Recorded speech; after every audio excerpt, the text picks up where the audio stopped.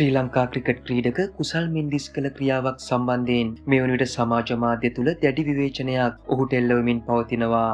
ඉතින් පසුගිය නවසීලන්ත කණ්ඩායම හා පැවති තරගයේදී ශ්‍රී ලංකා කණ්ඩායම අතිශය දියාරු දුර්වල ක්‍රීඩා විලාසයක් පෙන්වමින් එම තරගය අන්ත පරාජයට පත් වුණා. ඉතින් එම ලැජ්ජා සහගත පරාජය ශ්‍රී ලංකා ප්‍රේක්ෂකයන් වෙත දරාගත්තේද ඉතාම අසීරු තත්වයකයි. ඉතින් මෙම තරගේ අවසන් වීමෙන් අනතුරුව ක්‍රීඩක විවේකාගාරය දෙසට ශ්‍රී ලංකා ක්‍රීඩකයන් ඇවිද ගිය අතර එහිදී ශ්‍රී ලංකා ප්‍රේක්ෂකයන් ඔවුන්ට හූහඬ දෙමින් සිය විරෝධය දක්වනු ලැබුවා. ඉතින් අනිත් ශ්‍රී ලංකා ක්‍රීඩකයන් නිහතමානීව තමන් අතිනුණු වර්ධ තේරුම්ගෙන නිහඬව ක්‍රීඩක විවේකාකාරය දෙසට පිය නගනු දක්නට ලැබුණා. කෙසේ නමුත් කුසල් මෙන්ඩිස් සිය මැදගිල්ල ප්‍රේක්ෂකයන්ට පෙන්වමින් ඔහුගේ විරෝධය ප්‍රේක්ෂකයන්ට පෙන්වනු ලැබුවේ මෙලෙසයි.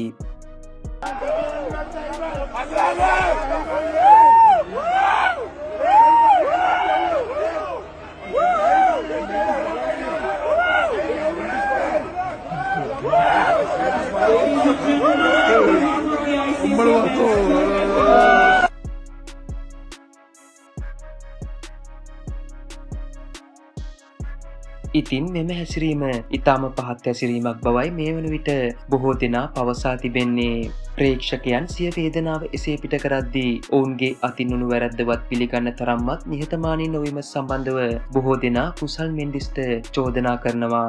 ඉතින් ක්‍රිකට් ක්‍රීඩාව යනු මහත්වරුන්ගේ ක්‍රීඩාවක් බව අප හැමෝම දන්නා කරුණක්. ඉතින් මෙලෙස තම මැදගිල්ල පෙන්වමින් ප්‍රේක්ෂකයන්ට තම ආවේගය පිට කිරීම වෘත්තිමය ක්‍රිකට් ක්‍රීඩකයෙක් ලෙස කිසිසේත්ම අනුමත කළ නොහැකි ක්‍රියාවක් බවයි ක්‍රිකට් ප්‍රේක්ෂකයන් විදියට අපේ හැඟීම.